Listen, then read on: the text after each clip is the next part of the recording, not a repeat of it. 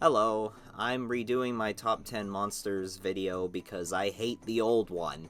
I regretfully included a reference to an anime in the old one, and my inner circle of friends continue to this day to make fun of me for it. And besides, Iceborne came out, and so my list is now outdated. For starters, I'm forever removing Tigrex and Brachydios from my list. Iceborne made me realize I think I actually don't like these monsters. Goodbye, old friends. You will not be missed. Speaking of Iceborne, I'm running the game on a Macintosh computer. Yeah, how, right? Like, how, what? So that's the reason why I have to have it on the disgusting low settings in my captured footage.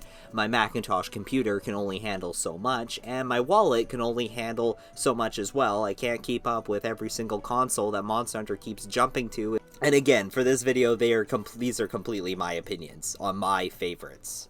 So, you know, feel free. Sorry, that's my pigeon. No. So again, these are my opinions of my favorites, and I'd be happy to hear your guys' lists in the comments below. But without further ado, let's begin. Number 1 is still Lagiacrus. I know I'm not supposed to start at number 1, but anyone who's watched the first video that I did on my top 10 would already know that Lagiacrus is my favorite, and that isn't ever changing.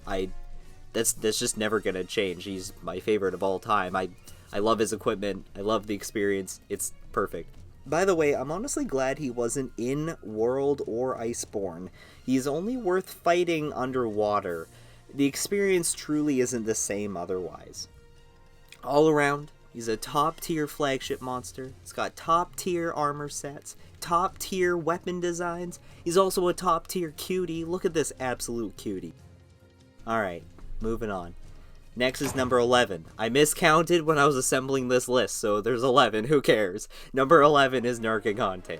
I don't know why I had him so high on the list previously. He sat at number 6 before. Like, Nergigante is cool, don't get me wrong. He's on number 11, so obviously, like, I like him. Like, I enjoyed this fight against him a lot. I prefer fights that are mostly physical attacks, so, like, this is really right up my alley. His significant role in Monster Hunter World was kinda lost, though. He's supposed to keep Elder Dragon numbers controlled, but hunters seem to have always done a better job at that. Too good of a job, actually, because then it seems like any time the 5th Fleet got in the way of the natural order of things, everything else started to go even further wrong.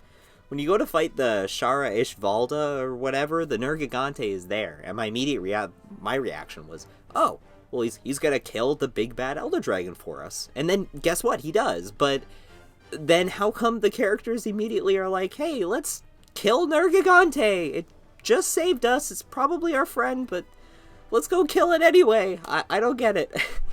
Overall, the fight is so good that I kind of just have to ignore that other stuff and be like, okay, fine, game, fine. Be the way you want to be. Whatever. Number 10 is Cha-Cha. I'm kidding. Actually, it's Jaggi. And that I'm not kidding about. Jaggi and Jaggia and the Great Jaggi are all technically the same animal. These guys taught me the very basics of Monster Hunter when I first, started with Monster Hunter Tri. I would spend hours in free hunt mode just killing Jaggi to rack up resource points. Also, the Jaggi armor is my go-to if I'm ever starting a new file in a 3rd gen game. Number 9 is Glavenus. Hell yeah, so he wasn't even on the last list, and it's funny, I used to despise Glavenus back when Monster Hunter Cross was first announced. He seemed too much like a Monster Hunter Frontier monster to me. Though, after facing Hellblade Glavenus over and over in Cross, I've come to appreciate Glavenus as a unique challenge. It also helped me in mastering the Charge Blade guard points system, so I owe a lot to Glavenus. Thanks, buddy. Also, his equipment is, like, splendid. Absolutely just ripped with power. Damn! Speaking of Frontier monsters, you better call me a hypocrite because number 8 is Hypnocatrice. Whatever. I never played Frontier, but Hypnocatrice guest starred in Monster Hunter Portable 2nd G, and is the test monster for unlocking the G rank and also the offline high rank for the game. He exclusively uses Sleep Ailment, which is rare because most monsters who use the Sleep Ailment also have, like, another thing that they use as well. I really like bird wyverns because I just really like birds. I mean, I have a pigeon. The equipment is cool. I don't know. I never really used it. I like the weapons and how they can use sleep, and it's an easy way of getting sleep weapons. But otherwise, I just love the idea of a big sleepy turkey. It's very funny to me. Number 7 is Monoblos. I prefer Monoblos over Diablos, and I was overjoyed when Monoblos returned in Monster Hunter 4G. The armor matches the Diablos equipment, but it has more color with the red accents. I love the Monoblos' ear-piercing roar, which the Diablos also has. It's just very memorable. I also love the Monoblos' battle theme, which obviously the music will be playing. It's one of the better tracks from Monster Hunter 1. To me, I feel like the soundtrack is a bit hit or miss. It didn't quite find its voice yet. I'm sure you might know this, but Monoblos was actually the original final boss of Monster Hunter 1's offline village quest, which was very, very cool. So he used to be a very significant monster.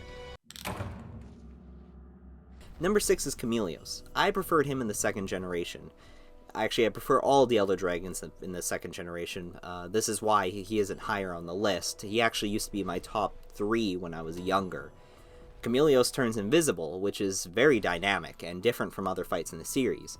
Being forced to track down a monster you can't see made for a rewarding experience when you finally hit him with a paintball. It was further rewarding when he finally broke that horn and cut off the tail so Chameleos was incapable of turning invisible anymore. I really want Chameleos to return in Monster Hunter Rise, because its theme song is really in desperate need of an update. It uses a lot of stock sample loops and needs a revision.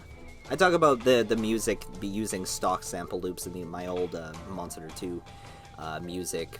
Whatever. Number 5 is Nargacuga. You're moving up in the world, Mr. Ball of Darkness. He used to be sitting at number 8 on my old list. Nargacuga is daunting at first, but I found the more I faced him, the more I understood the monster and how his attack worked. Nargacuga was a wall for me in Portable 2nd G, but ultimately he taught me the essentials of invulnerability frames. My tactics I used on the PSP still kind of work in Iceborne. His theme song in Iceborne is the only remaster I actually prefer to the original, and is honestly splendid. Nargacuga continues to exceed expectations for me, and I hope he continues to come back to future titles. Oh, and the armor is very cool. Epic. It reminds me of like a ninja. It's got like this cool aesthetic to it. It's very unique. My favorite is the Gunner female from Portable 2nd G.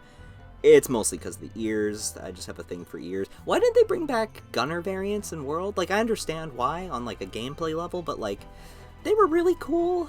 Gunner armor looks really cool. Alright, number 4 is Rajang. I don't know what else to say. I like him. That's it. Number 3 is Kirin. Bam! That's right, baby. Kirin is number 3 on my list. Yeah, I know, I get it. No one seems to like the Kirin. But me personally, I have no issues with the unicorn. I always found the mythical nature of the Kirin's design appealing. But of course, that's not the only thing that's appealing. There's another thing that is very, very appealing.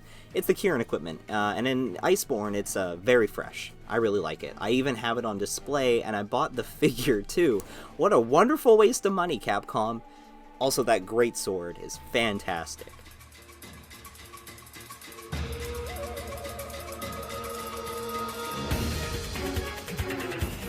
Kirin's battle music, the tower themes, are wonderfully ancient and mysterious.